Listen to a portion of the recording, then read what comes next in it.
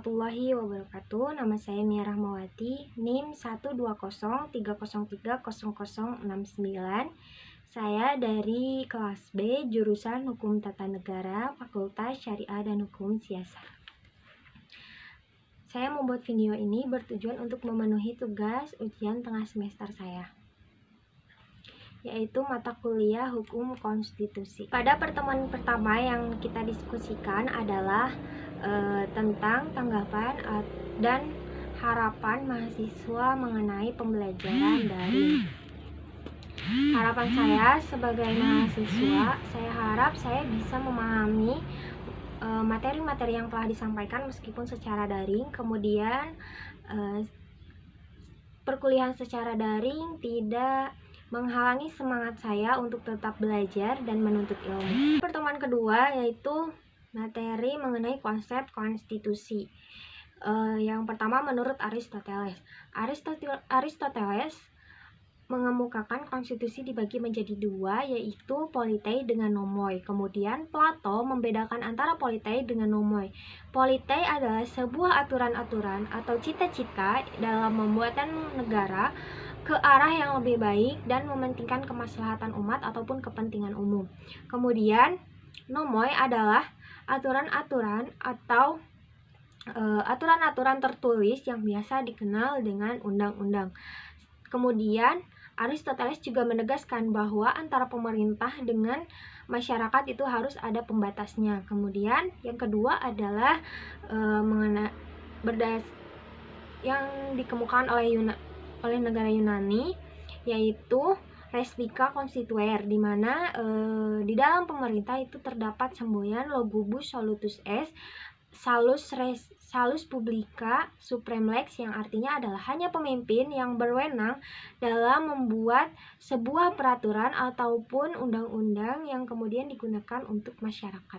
Dan yang ketiga ada dari Roma, yaitu constitution, di mana ada sumber hukum ataupun aturan yaitu kanonik, yang berarti itu artinya kitab atau aturan-aturan dari kaum gereja.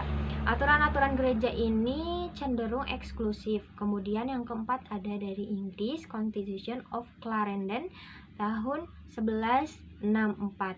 Substansinya adalah batasan kewenangan gereja. Adapun Magna Carta tahun 1255, Constitution Libertatis, yaitu piagam yang berisi konstitusi yang membahas mengenai transparasi hak-hak dan kewajiban dari para bangsawan. Kemudian yang kelima Prancis, yaitu konstituen, membentuk suatu negara yang dimana undang-undang the instrument of government, yang artinya adalah undang-undang dibuat dan digunakan sebagai pegangan pemerintah. Kemudian yang keenam ada dari Belanda, yang menyebutkan konstitusi itu groundwel, yang artinya wet adalah artinya aturan, sedangkan ground artinya tanah ataupun dasar ya. Jadi dapat disimpulkan bahwa groundwel itu adalah aturan dasar. Kemudian ada beberapa pendapat dari para ahli. Yang pertama dari L.J. Van Apeldoorn.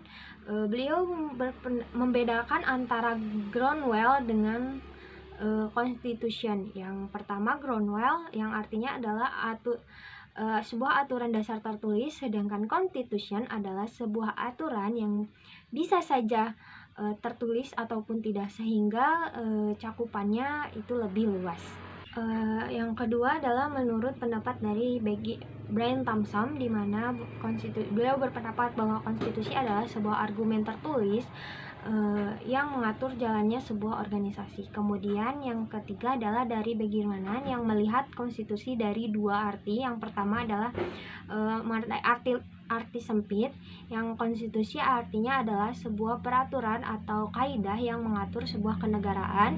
Sedangkan menurut arti luasnya adalah konstitusi sebuah peraturan atau kaidah yang tidak hanya mengatur kenegaraan namun mengatur juga kewarganegaraan. Kemudian yang terakhir menurut Herman Heller, yang mengklasifikasikan menjadi konstitusi menjadi tiga. Yang pertama adalah cermin kehidupan politik masyarakat kota, yang kedua adalah kesatuan kaidah hidup yang hidup di masyarakat, kemudian tertulis dan naskah, yang artinya dapat disimpulkan bahwa konstitusi merupakan sebuah aturan dasar yang tertulis ataupun tidak tertulis di organisasi ataupun komunitas sebagai pedoman aturan atau aturan hukumnya. Mengenai tujuan, fungsi, muatan, dan juga klasifikasi dari konstitusi. Tujuan dari konstitusi itu sendiri yang pertama adalah pengaturan kekuasaan, kemudian yang kedua pengawasan kekuasaan, yang ketiga adalah arahan penyelenggaraan kekuasaan. Kemudian fungsi dari konstitusi itu sendiri adalah jawaban dari berbagai persoalan politik negara dan masyarakat. Kemudian yang ketiga adalah muatan. Yang muatan itu terbagi menjadi tiga. Yang pertama adalah pengakuan HAM, yang kedua struktur ketatanegaraan yang mendasar, kemudian yang ketiga adalah pemisahan atau pembatasan kekuasaan. Kemudian yang terakhir adalah klasifikasi konstitusi. Menurut Kacewer, tahun 1975, beliau mengklasifikasikan konstitusi menjadi 5. Yang pertama adalah konstitusi tertulis dan tidak tertulis. Yang kedua adalah konstitusi fleksibel dan konstitusi konstitusi rigid. Kemudian yang ketiga adalah konstitusi derajat tinggi dan konstitusi derajat tidak tinggi. Kemudian yang keempat adalah konstitusi negara serikat dan negara kesatuan. Kemudian yang kelima adalah konstitusi negara pemerintahan presidensial dan pemerintahan parlementer. Dan pada pertemuan ketiga yang dibahas adalah mengenai sejarah dari konstitusi. Sejarah awal mula konstitusi yaitu yang pertama dari Yunani, yang melahirkan para pemikir konstitusi yang sudah dijelaskan pada sebelumnya. Kemudian yang selanjutnya ada sumber yang mengatakan bahwa konstitusi itu berawal dari Inggris oleh Oliver Cromwell pada tahun 1599 sampai 1658. Beliau mengatakan dengan istilah the instrument of government kemudian diadop oleh Amerika Serikat pada tahun 1787 dan kemudian diadop lagi oleh Prancis pada tahun 1789. Selanjutnya adalah konstitusionalisme yang merupakan negara yang menggunakan nilai-nilai konstitusi. Kemudian ada Inggris yang memiliki Constitution of Clarendon pada tahun 1964. Kemudian Magna Carta 1255 yaitu mengenai Constitution Libertatis. Kemudian ada Amerika Serikat dengan Declaration of Independence pada tahun 1776 yang berisi membahas mengenai hak asasi manusia. Kemudian ada Bill of Rights 1778 yang merupakan sebuah tuntutan dari masyarakat mengenai hak. Kemudian yang selanjutnya ada Prancis di mana revolusi terkenal mengenai hak asasi manusia. Pembahasan yang selanjutnya adalah mengenai terbentuknya konstitusi. Konstitusi merupakan seperangkat aturan atau hukum yang berisi ketentuan mengenai bagaimana pemerintahan itu diatur dan dijalankan. Kemudian ada 7 ciri yang menjadi ciri dari negara konstitusi. Yang pertama adalah asas pengakuan dan perlindungan hak asasi manusia, dan yang kedua adalah asas legalitas, kemudian yang kedua adalah asas pembagian kekuasaan, dan yang keempat adalah asas peradilan yang bebas tanpa ada yang tidak memihak. Kemudian asas kedaulatan rakyat, dan yang keenam asas demokrasi, yang ketujuh asas konstitusional. Dalam pembuatan konstitusi setiap negara itu berbeda.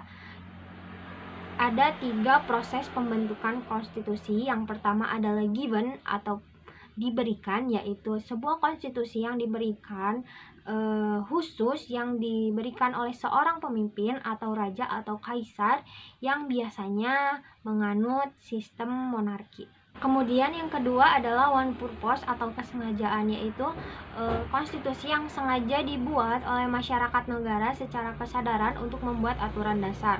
Kemudian yang terakhir adalah revolution, suatu proses pembentukan konstitusi sebagai bentuk perlawanan atau upaya-upaya fundamental dan menyeluruh.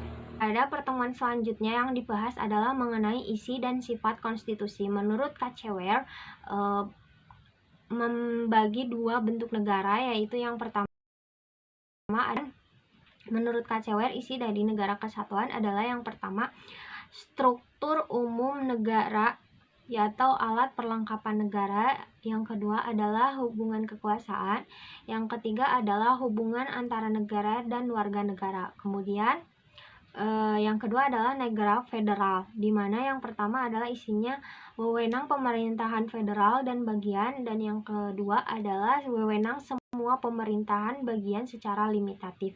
Kemudian yang kedua adalah menurut Bagirmanan. Bagirmanan berpendapat bahwa isi dari konstitusi itu yang pertama adalah susunan dari organisasi negara, yang kedua adalah alat-alat kelengkapan negara, tugas wewenang, serta hubungan antara organ negara yang satu dengan yang lainnya, dan yang ketiga adalah hubungan antara warga negara dengan pemerintah. Selanjutnya adalah menurut C.F. Strong, isi konstitusi itu adalah kekuasaan pemerintah, yang kedua hak-hak yang diperintah, dan yang ketiga adalah hubungan antara yang memerintah dengan yang diperintah. Kemudian yang selanjutnya adalah mengenai sifat dari konstitusi. Sifat konstitusi menurut yang dikutip dari buku Asti Merianto itu membagi menjadi 6 sifat konstitusi. Yang pertama adalah luas, yang kedua tegas, yang ketiga adalah realitas, yang keempat adalah idealitas, yang kelima adalah konservatif, dan yang keenam adalah progresif. Yang selanjutnya adalah pembahasan mengenai nilai dari konstitusi. Nilai konstitusi menurut Karl Lowenstein membagi menjadi 3 bagian, yaitu yang pertama adalah normatif, yaitu penerimaan segenap rakyat dari suatu negara terhadap konstitusinya yang benar-benar murni dan konsekuen, sehingga konstitusi itu ditaati dan dijunjung tinggi sehingga tidak ada penyelewengan sedikitpun. Kemudian yang kedua adalah nominal, kenyataan sampai di mana batas-batas berlakunya. Nah, batas-batas berlakunya itulah yang disebut dengan nilai nominal atau konstitusi. Kemudian yang ketiga adalah semantik, di mana dilaksanakan dan diperlakukan dengan penuh tetapi hanyalah sebagai formalisasi dari tempat yang telah ada untuk melaksanakan kekuasaan politik. Pada pembahasan selanjutnya yakni perubahan dari konstitusi. Perubahan konstitusi itu ada apabila ada dari nilai-nilai konstitusi yang sudah tidak berlaku atau tidak relevan. Kemudian yang pertama adalah perubahan dari konstitusi. Ada 5 hal perubahan dari konstitusi. Yang pertama adalah revolusi, kedua perubahan arti dalam kalimat yang pasti, kemudian yang ketiga adalah perubahan formal, yang keempat perubahan hakim, dan yang kelima adalah kebiasaan dari konstitusi. Ada 5 faktor yang mendorong dari perubahan sebuah konstitusi. Yang pertama adalah perkembangan peradaban, yaitu revolusi industri, perkembangan iptek, dan yang kedua adalah perang, yang ketiga krisis moneter, dan yang keempat negara kesejahteraan, dan yang kelima pandangan masyarakat.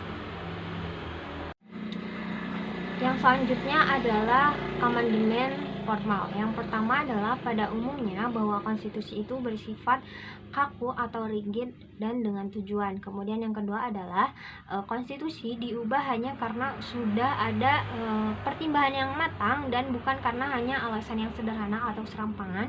Kemudian yang ketiga adalah rakyat harus diberikan kebebasan dalam mengungkapkan pendapat atau pandangan sebelum dilakukannya perubahan.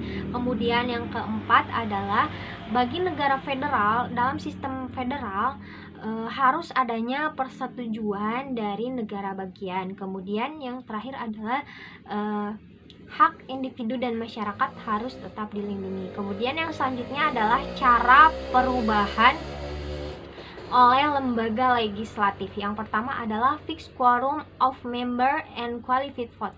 Yang kedua adalah perubahan legislatif diikuti dengan pemilu. Yang ketiga adalah sidang gabungan. Yang keempat adalah oleh rakyat melalui referendum. Yang kelima adalah oleh sebagian besar negara. Kemudian yang keenam adalah oleh suatu badan khusus. Kemudian yang terakhir adalah bentuk-bentuk dari perubahan. Fixed quorum of member unqualified vote, yaitu pergantian atau renewal. Yang kedua adalah perubahan atau amandemen, yang terus menambah, mengurangi, dan mengubah sebuah ketentuan. Sekian yang dapat saya sampaikan. Saya mohon maaf apabila terdapat salah kata dalam penyampaian. Saya mohon maaf. Saya pamit undur diri. Wassalamualaikum warahmatullahi wabarakatuh.